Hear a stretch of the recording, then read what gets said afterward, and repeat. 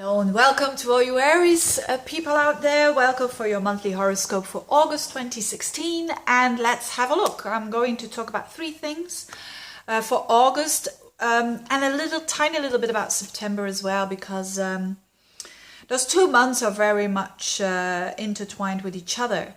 Now, three things here. First of all, I always integrate, since I've been doing these videos, I've been integrating fixed stars, and especially now, there is an emphasis on Mars and Saturn in Sagittarius on 9 degrees, and there is a fixed star Antares. So I'm going to be talking about that. Next, I'm going to be talking about the positive energy that is going on in Virgo. And then last but not least, something about Anticyon. And this is very interesting for you in particular. So let's get started with the harsh things, the not so easy stuff, which is Mars and Saturn. They already were in Sagittarius during March, April, May. So maybe the things that you were doing in March, April, May are coming to the surface again here.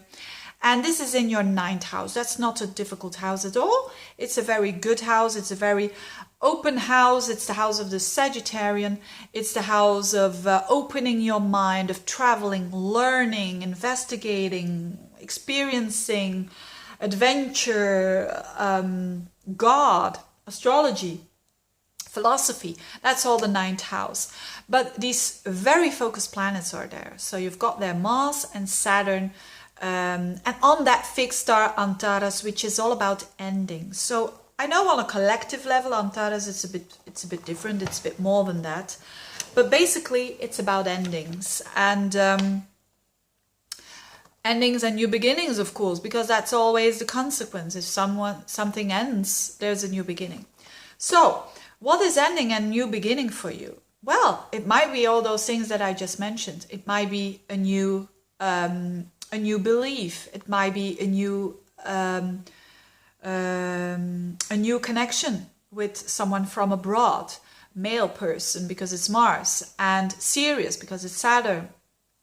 Or it might be the 9th house is not only traveling and so on, and studying. So it might be that you are going to start something very serious when it comes to studies, or maybe decide to end a study. Could be the case as well.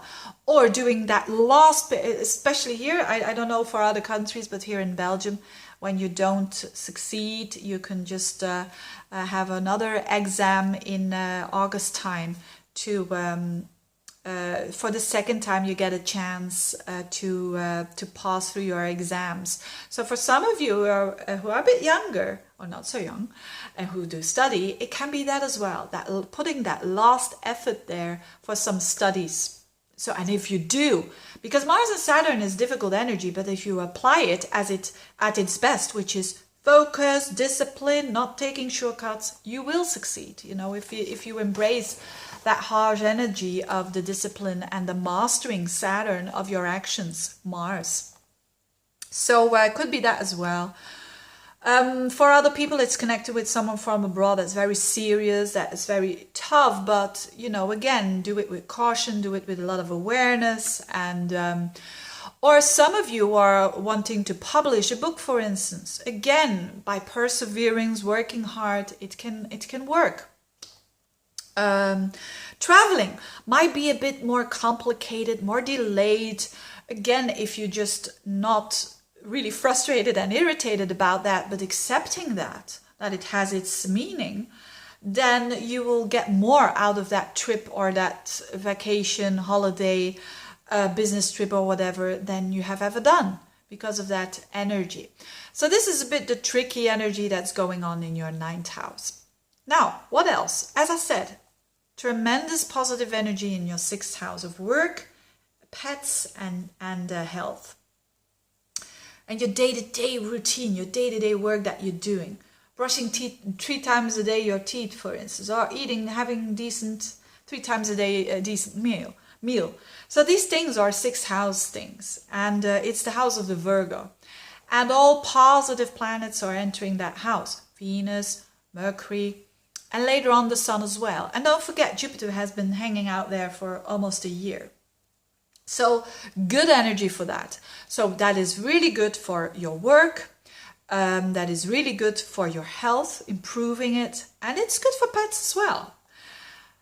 Certainly the last week of the month, there is like Venus, Jupiter coming together, and it's not being bombarded by Saturn and Neptune. So that last week of the month is tremendously positive energy for those three things. So maybe buying a new dog or whatever, or getting a new job, or getting recognition of a colleague could be the case as well, or having beautiful connections with people at work, with colleagues as well. So, but don't forget, Saturn and Neptune square is only finished at the end of September, so we're still in that energy of insecurity.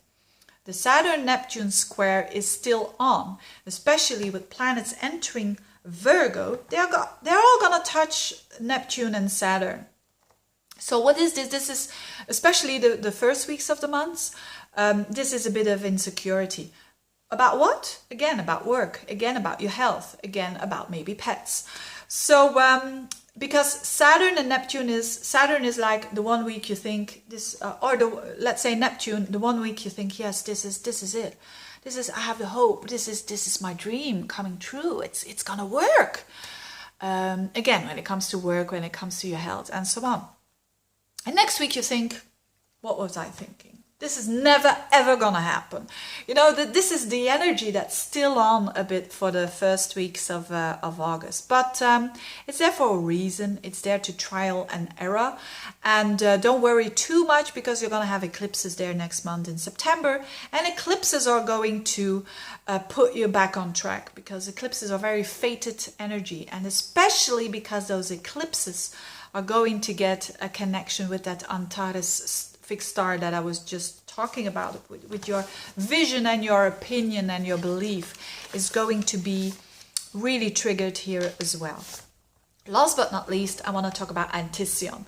Anticyon is, so every sign, as your sign Aries, has another sign that it's Anticyon energy. And Anticyon means that they are quite alike, but behind the scenes. And for you Aries, that's with Virgo. I'm a Virgo, for instance, and I know a lot of Aries people, and I get along very well with them. Although you would say at first they don't have anything in common, they do. Under the surface, they do have a lot in common. So Aries and Virgo are each other's Anticyon. Why is this important? Every time a planet enters into Virgo, and now there are 4 planets there in Virgo, it's going to trigger Uranus in your sign, because Uranus now is in Aries.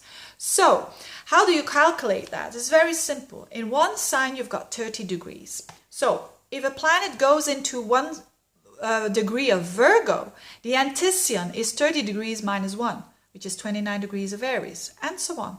So, if a lot of planets go into your 6th house of health and of work, and that is stimulated, that house, let's say when it comes towards 7 degrees of Virgo, 30 minus 7 is 23 degrees, then it activates under the surface your Uranus in your sign.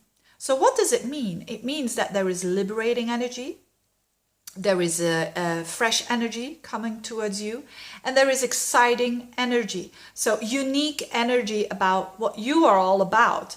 That is connected with your work, that is connected with your health. So this is really, really important to know, that August is also a time of freshness and newness. Notwithstanding the fact that you're a bit insecure about some things, these fresh new things are coming your way, and you are a sign that loves that, don't you? I have my moon in Aries as well. And I know how important it is for Aries people to see and experience new things, and that's coming for you. Having said that, I wish you all the best, and see you next month. Bye bye.